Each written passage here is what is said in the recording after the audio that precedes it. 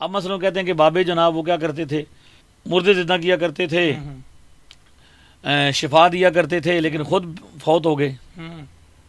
اب یہ اعتراض ملحد کا ہے عیسیٰ علیہ السلام پر، اللہ کہ عیسیٰ علیہ السلام خود تو مردے زندہ کیا کرتے تھے، لیکن اپنا وصال ہوا کہ نہیں ہوا؟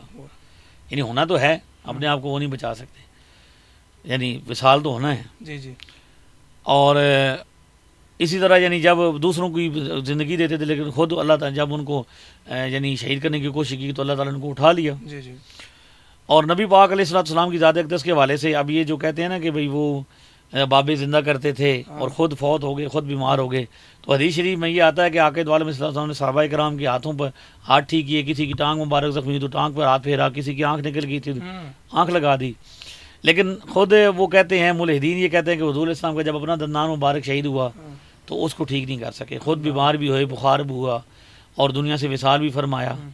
تو یہ اصل میں اعتراضات جو ملحدین اسلام پر کرتے ہیں اور نبی پاک پر کرتے ہیں، وہاں سے چھوٹے مرزا صاحب نبی پاک کا نام ہٹا کے بزرگوں کا ڈال دیتے ہیں کہ فی الحال کس پر تیار کریں گے۔ تو ترتیب یہ ہے کہ پہلے کرامات کا انکار کرو، پھر معجزات کا انکار کرو، پہلے فقہ کا انکار کرو، پھر علماء کا انکار کرو، پھر کرتے کرتے صحابہ تک پہنچو، صحابہ کے بعد پھر آہستہ آہستہ حضور کی ذات اقدس اور پھر اس کے بعد اللہ کی ذات اقدس۔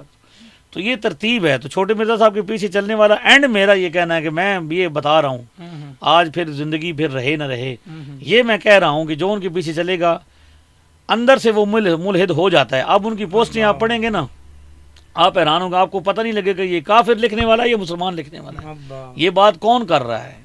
یہ مسلمان کر رہا ہے۔ یعنی ایسے ایسے وہ نام لیتے ہیں بزرگوں کی، ایسی ایسی وہ باتیں کرتے ہیں۔